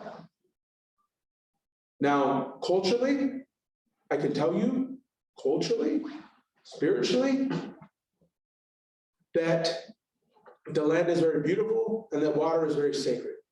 We don't have enough water in this desert to do the things that people want to do in mining and extractive processes. We just don't have the resource for that. And not only that, logistically, we don't tax mines in Nevada. We don't, like, we have some of the worst educational school systems and public work systems in this whole country. The casinos and the mines don't pay anything into this state that they take from. There's no reason we should be so destitute when these people take so much from the land. That's my problem. So when you're talking to the tribes, you're like, you want to take the water, you want to hurt the land, and you want to screw us, and you want to give nothing back? I think this is a horrible deal. Because nobody in their right mind would take that deal. Their argument is just a cultural one. So I don't know if I answered that, but yeah. So this kind of goes right into it. Am I familiar with any environmental organizations that have contributed to those communities? Plan Action, they do a lot of environmental issue work. We work with them from time to time. The Nature Conservancy, we work with them from time to time. There's several other organizations, local organizations, state organizations that do a lot of environmental work in those spaces. I have a whole list in like people, if you guys ever want to get involved with those organizations, they do that. We work on other small scale projects locally to do environmental work. We'll fund a lot of those projects ourselves. If there's people that want to pick up projects, we could pay for that too. We'll finance river cleanups, we'll finance, garden projects, we'll finance things in the community space where we can to do those works, those projects. So I think, with our partner organizations and other people, we can find project work for people to do good work in the environment.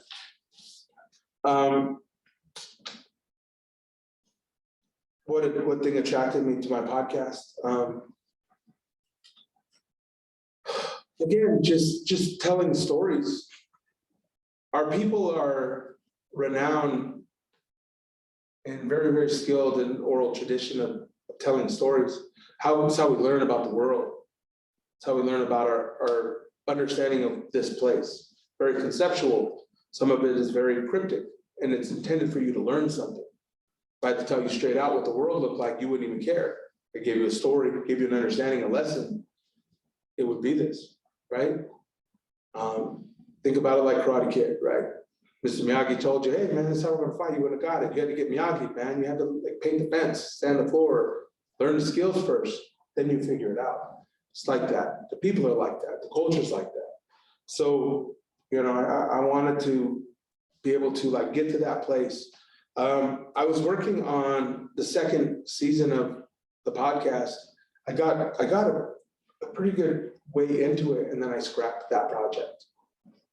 Not because I'm not gonna do it, it was just, I was writing during the pandemic, and I was in such a dark headspace that when I went back and looked at it, I told myself,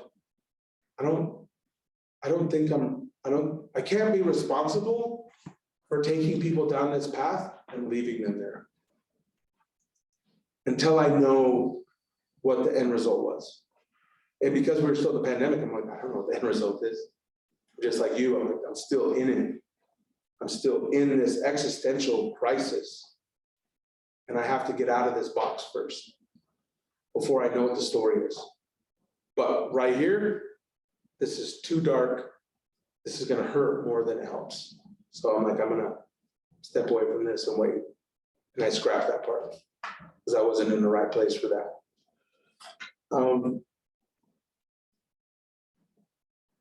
So this question, I think I just answered it, was how does the podcast as a medium help you to facilitate engaging conversations, lasting change with it? Was that being responsible with my words, my thoughts, my actions? Because also there's a certain point in your guys' development, you guys are here now at the university, you're gonna get to a place in your learning and your growth where you're gonna realize that you can actually make a lot of change with people, and the work you do, the way you exist, and the type of relative you wanna be, you can make a lot of change in this world.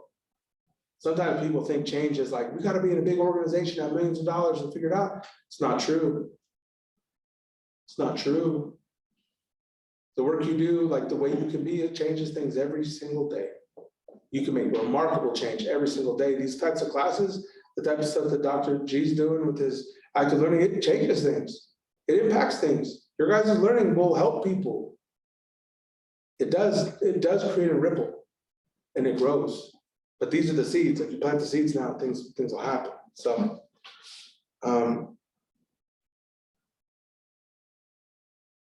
this question is about federal contracting, which I think is a great question. It says, we are researching the South Fork Band Council, specifically focusing on their economy. Online, it says that their primary incomes are federal contracts. So what are typical examples of that work in the federal contracts? So federal contracts, like I said earlier, the Congress is allocating money back into the tribes through federal contracts.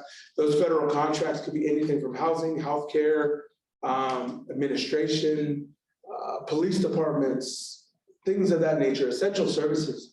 And those dollars that are coming through, and it also could be federal contracts through EPA, urban housing, USDA, any kind of federal program that tribes can work with. So let's say USDA, right? They're dealing with food, and they have some funds for agriculture or whatever.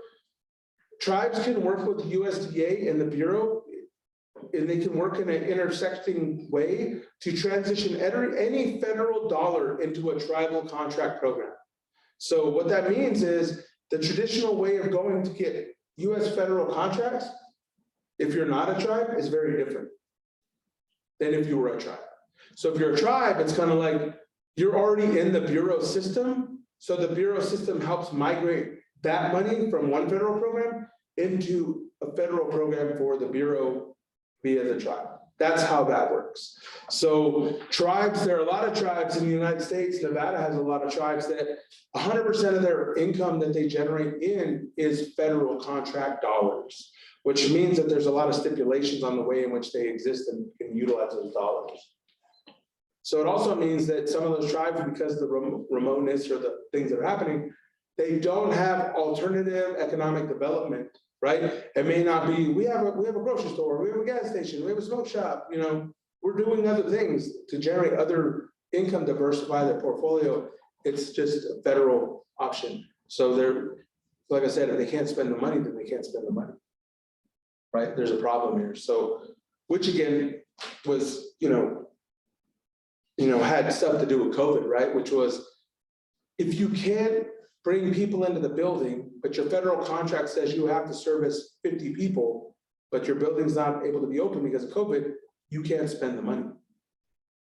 So there was a lot of problems in the pandemic in spending federal dollars, which in turn led to the crisis of service.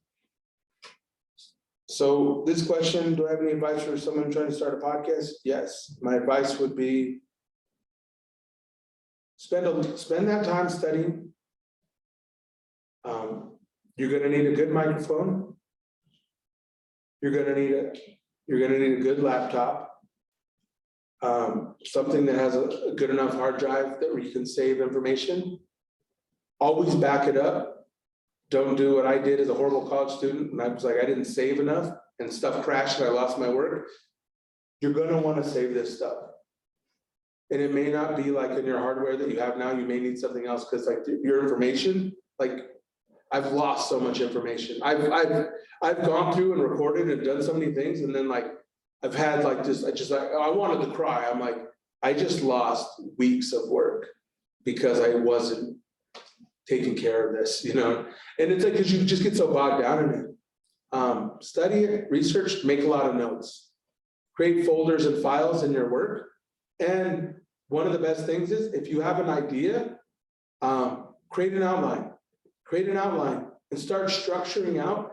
Every one of your ideas doesn't have to be one episode. Every one of your ideas could be longer series and seasons of production. Stretch it out if you need to, and give yourself time. And it's gonna be a while before you find your voice. So it may be a couple episodes or seasons in before you actually really like find your stride, and that's okay. Don't get discouraged and just go. And if you need help, if you're here local and you need help with podcasts, I have a homie here that he did a podcast course for me, and I went to his course and it was so helpful. It was well worth the money that I spent to get the training, but he does it periodically. But I can get you his information if you really want to know that. It's a day-long course and it's super helpful. Just want to mention, University of Nevada, Reno just spent $50,000 to bring a podcast. There you go. Technology room right here on campus, and they've already made who actually runs that. As long as you're here, you can use it. Yeah, my partner, Chris Webster, he's really good. His course is so thorough because he's done a podcast and he's doing all this stuff. But yeah, really good guy. It's worth the time and the money to go to a course, understand the logistics, the things you need, because he'll teach you that in a whole day. It's like, here's what you're gonna need, here's what it's gonna look like, here's a way to structure it, here's kind of this. You'll run through some mocks, you'll work with other people who are doing this, and you'll flesh out some ideas. Really helpful. Was there a specific moment, turning point in my life that made me start a podcast? Yeah, it was after I left the Bureau and I started doing the work now. I had a job in the Bureau, right? And I had a pretty high profile job. I was making a lot of money, had huge budgets, multi-million-dollar budgets. I had a huge staff. My office had a giant window. It was like this whole side was a window, and my office was this big. I could go anywhere, I could travel anywhere. I'd be gone for weeks and months at a time. Like I'm just constantly gone, and I'm getting so many raises. I kept getting so many raises in the government. It was like they had to go to the feds, they had to go to the DC to get authorization to keep giving me more money. Because the policy of like the Office of Professional Management was that you had to go in at certain times, but it wasn't that I was so good, it was just I was so driven. I would go to like my directors of like the regional officer DC, and I would talk to them and I would say, hey man, like whatever job that you, like anything that these guys don't want to do, any job that's a horrible job that nobody wants to do, I want it. And I'll do it. I'm just saying, when that job opens up, just remember me. That's all I'm saying. So I was really, really hungry. Because I was hungry in a place that was so stagnant, and upper people loved it, and they just kept giving me more work and more responsibility. I just kept getting promoted. And I kept taking the jobs. And I was one of these I was so young in that government that the people that I was like, that were like my counterparts, I was like sometimes 30, 40 years younger than these people. And I'm just like, I just keep bouncing. So I had a lot of money in that space. I had a big job, a cool, it was like, everything was there. But I looked out my window and I was so unhappy. And I looked out the window and I said to myself, why should I have so much when my people are starving and they need stuff? I can't be here. I gotta go now. I got 20 good years left of me to roll around the dirt, to get dirty, to be hungry, figure this out. I got 20 good years to climb that mountain still. This office, this place, this is for an older gentleman or older person. Someone that's ready for something. Like I gotta be out there. This is my time now. I'm gonna go now. And that's what I did. Question on that. So with talking about how you had, you know, a lot of money and you were constantly getting raises, was there a point where you turned around and you looked back and you felt like almost a level of maybe unfairness or corruption in the terms of like people can just get these really high salaries? You know, obviously you're doing good work, but you know, there's people that are starving and could use the money a lot more. That's a terrific question, and thank you so much for asking that. One of the biggest problems with the federal government is that people that are in the federal government, they're just statues. They've been there so long and they're making so much money, they don't really have to make those changes. And no one's really going to press them to do it either. There were so many of the people at the highest points of the government that I worked in that they were basically retired on duty. They had no desire to they weren't going to make changes. They weren't going to do anything. They knew exactly how their function, and they never went outside. They never deviated their function. They just stayed within the space. They chilled out. They took their long lunches. They took a lot of days off. They just chilled. They were just doing what they knew they could do. That didn't take much. And because they were doing that, they just kept getting more and more money. And like the system was just supporting that kind of behavior. So there was no progressiveness in it. There was no change in it. And nobody was going to go home. It was like, why am I going to retire? Why am I going to take a new job? Like, I'm good here. I'm making a lot of money just chilling. I don't have to do anything more than what I know I'm doing. So the problem with that is the people that need to retire never retire. So if you're a younger, this whole room here has a lot of ideas and you really, really, really want to go out there and change, you're going to end up at the very bottom of that rung. And if the federal government does what they call like a shutdown, or Congress doesn't allocate money and your programs start getting slashed, who do you think are the first people to get like kicked out of the government or like removed? It's young people. It's the young program people that have the lowest possible rank, and the bigger fish, that older ones that are there, they wipe out your program, they take your budget and they pad their budget and they're safe. And then when the government opens back up again and they roll out more money, we'll hire more low-level people to do the work. And then we slash those people and we drink the blood of their programs. And that's how they survive. That's what the government looks like. So when the government does these giant shutdowns, or when the government like slashes programs, so when certain administrations take over in the federal government and they call them like, we're shutting down like the governments, or we're crashing programs or whatever. The federal government's talk about this all the time. Administrations, presidents, campaigns used to talk about this all the time. It's like, we got to do this thing, you know, we got to do this thing. It's like when they're creating like smaller governments, a lot of times what it means is like the program people that actually do the programs, or the ones that are overseeing, make sure nothing crazy happens, they're gone. The big people on the top, they're not really doing that work. It's the frontline people that do the work. The frontline office people, the ones that are passing papers, the ones that are filing, the ones that are working, they're working. And the people at the head, sometimes they're not really doing what you think they're doing. So that happens all the time. If I had it my way, if it was up to me, and I was in the federal government, I was in control of that, I would do a mandatory retirement for anybody who was in the federal government more than 20 years now. Right now, I would like, boom, slash, just wipe them out.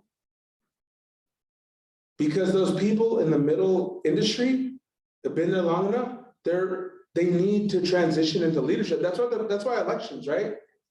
That's why the federal government has term limits. So that way the government is supposed to change, right? The leadership is supposed to change. But you go to Congress, it's like, no term limits here, we're just riding this thing out, right? So that's a problem.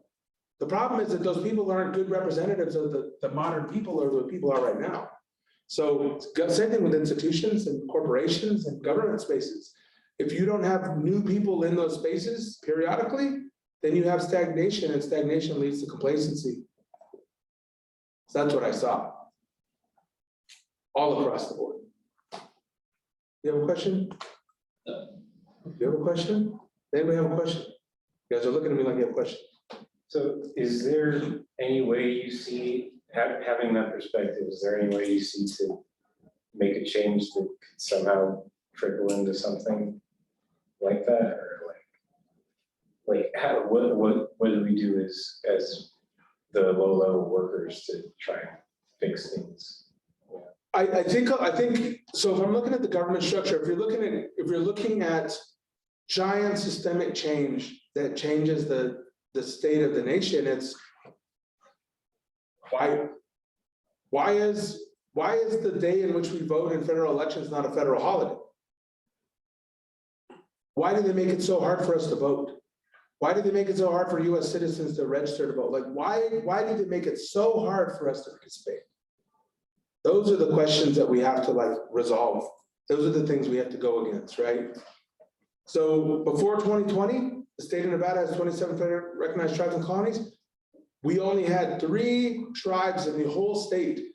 One had an early location and one had a same day location, polling location in the state. 2 had polling locations on election day. That was it. So we had to go back and fight, and we had to go back and, create litigation and sue the state, sue the Secretary of State. We had to be involved in lawsuits to make it, and we won those lawsuits to make it legal for those laws to change, so that way tribes could have access to polling locations, same day drop off, and all the things that everyone else had. Because some tribes, to get to a space where you can vote, it's a 3-hour round trip drive. Imagine if you had to take, here in Reno, imagine if you had to take 3 hours round trip drive just to go vote. That's what tribes are dealing with. Now, 3-hour round trip drive to vote, to get healthcare, to get food, right? These are things that our people are dealing with. So we had to go make those changes. So what we've been doing is fighting the system, changing the process. Now I think we're up to 10 to 15 tribes that have early locations, polling locations. So we've been fighting for the rights of the people to get access. So the question is, where do you start in that process? You start, it's like eating an elephant, man. It's one small bite at a time. You just lock onto something and you just work it. You don't get frustrated. Be patient, understand that in your lifetime, maybe you didn't create the problem. Somebody else created the problem, but you got to be a problem solver. And the problem that you solve may not be the way you thought it was. And understand that the resolve towards the end may not look anything like what you imagined it to be.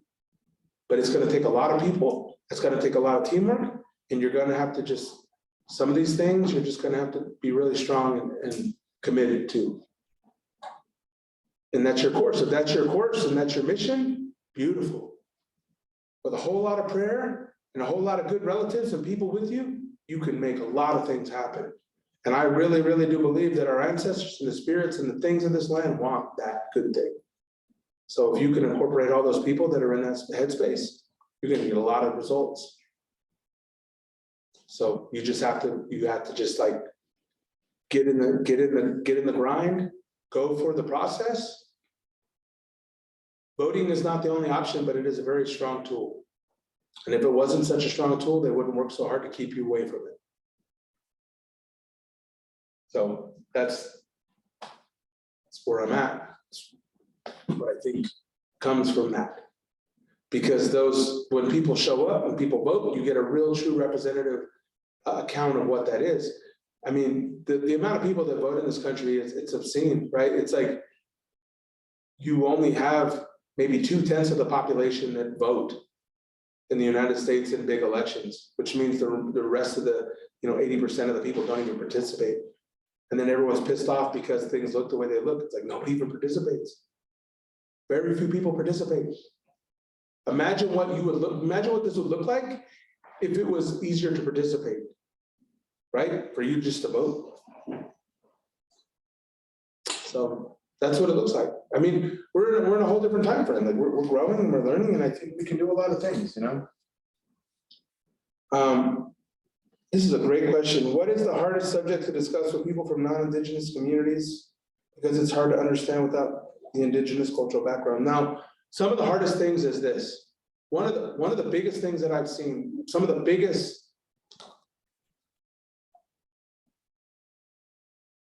most prominent things that I notice in non-Indigenous spaces is the way that we sit it, like the way that we come together for things, the way we show up for each other. So in America, right, we're having this American experience, like we're all here. America tells you that it's all about money, capitalism, big corporation. It's about me, my experience, how I feel about this, right? In America, it's like, it's just me, I did it by myself. Like, I just did it by myself. Everyone's like having their own super, independent experience. When you're dealing with Indigenous communities, it's not like that. It's very much us. We don't always get along, but we're gonna start together, we're gonna eat together, but we're gonna be together. We have to do this together. Like somehow we're here. That's probably one of the bigger things, is that kind of ideology that creates the indifference. Is that sometimes it's really hard for people to understand what it's like to be with people, to have families. So I work with a lot of different groups, and sometimes like I'll work with these like conscious, so-called like conscious people in these spaces. Like, we're a conscious community, we want to have community. It's like, of course you want to have community, that's great. You want to get some land, you want to have a farm, you want to do stuff, cool, that's cool, But the conscious communities crash every time.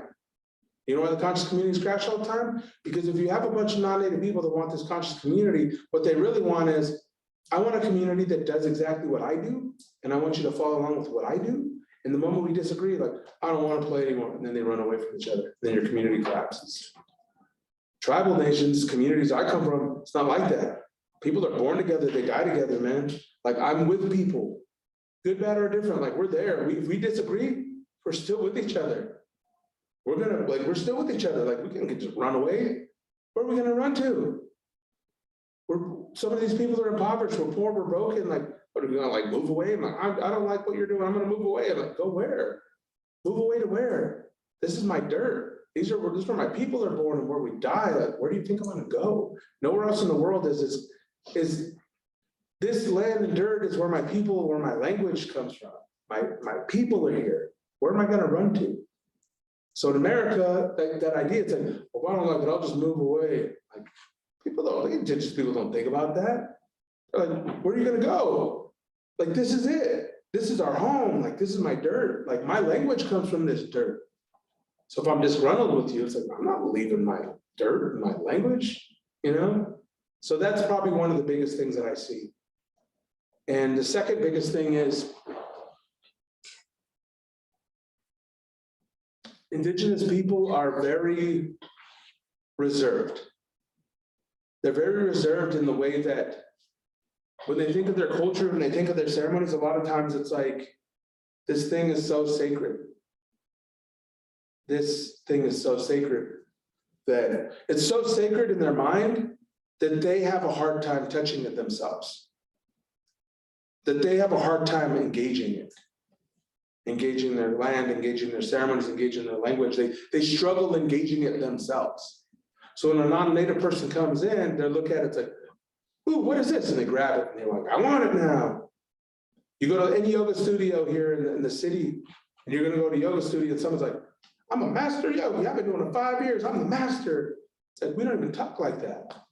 You would never find you will never find Indigenous people to do that. Indigenous people don't look at something like, I did this 5 years, I'm the master. It's like, we don't even think like that. So we don't even focus, we don't even function that way.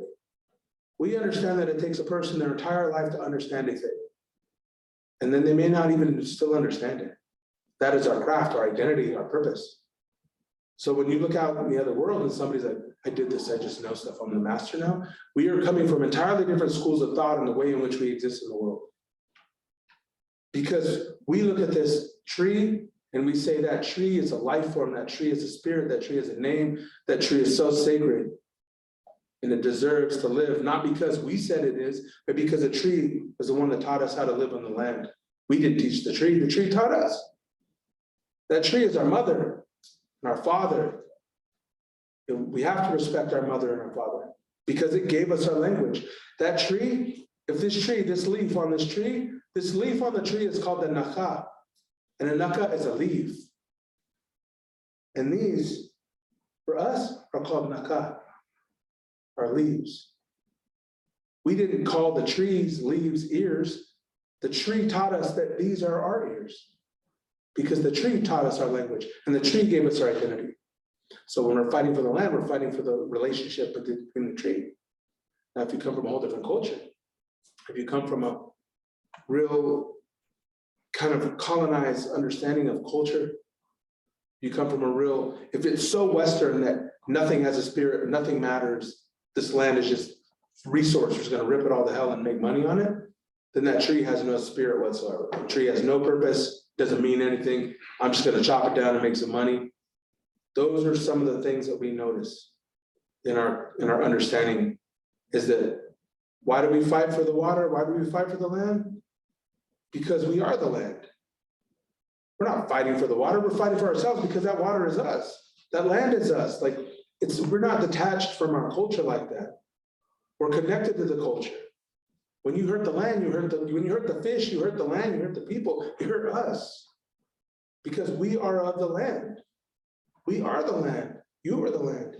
And if any of you are here in this place now and you're walking around, this is where the blood and the bones of the people are. And if you're from Nevada and your family's from Nevada and you have had a relative that's buried in this dirt in Nevada, then your people and your blood is in this dirt too. So you should probably start respecting it and caring for it because you are now attached to this dirt. So don't mean to like preach to you or tell you your business. I'm just telling you what, that's why the people feel the way they feel. But again, nobody's expecting you to know these things. Nobody's expecting you to know what that is. And it's not, you wouldn't know until you go, but you gotta go to places that'll help you to learn. Not make you feel bad about what you don't know, but help you to learn. You wanna learn? Let's learn. We'll learn together. I'm here. Like, I don't know what to refer you to. I'm saying, if you wanna go hang out with us and go do stuff, hit me up, we'll go figure it out. Because that's what we do. We go out, create these big systems, work with lots of people and figure it out. Because that's what we do. So if anybody wants to just, I don't know, man, you figure that out. I just know where I'm at. You wanna roll through? Come roll through. We'll talk about it. The last question I have here, which is actually great because we're right on time, is what are some methods to improve confidence when speaking to an audience? I don't write anything down. I had to write the podcast because there was another bigger project and I had to write that because there was so much to it. But generally speaking, when I go someplace, I don't write stuff down. I'm doing speeches all the time and doing stuff. I don't write anything down. Basically what I do is I take a deep breath, I say a prayer, and I ask my ancestors to work through me and teach me and tell me exactly what I need to say so I can say it. And that's what I do. I don't get caught up. I'm not afraid. If you study and you work, you know exactly what you're trying to do. You gotta be confident in what you're doing. You gotta be confident in yourself. You gotta have faith in yourself. And it's scary. Public speaking is like one of the all-time greatest fears in the world. Like it is, but you do it enough, you will figure it out. You do it enough, you'll figure it out. Take some deep breaths. Always take water with you, right? And understand that if you learn to teach, you will always get better at it. So whatever you're learning, Learn to explain it, and explain it to somebody like they're a 10-year-old or a 12-year-old child. Because the kid will tell you, kid will be like, what are you talking about? You don't even know what you're talking about. But if you use plain language and explain to people in a way that helps them understand, you're gonna get really good at this. You're gonna get really good at it. And you just listen. And you talk, and you look at people's eyes, and you make sense, and you talk to them. And everybody's a human being. And nobody's expecting you to be perfect. Perfect, get that out of your brain. Don't even think about it like that. Just think about it as you guys are learning, and you're human beings and you're students. And I thank you so much for your time. I know we're right at the time, and I just want to thank you. I'm gonna leave my card here.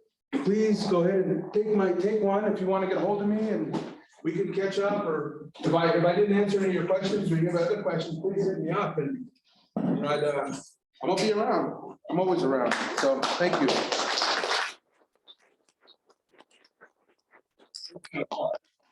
Please take one.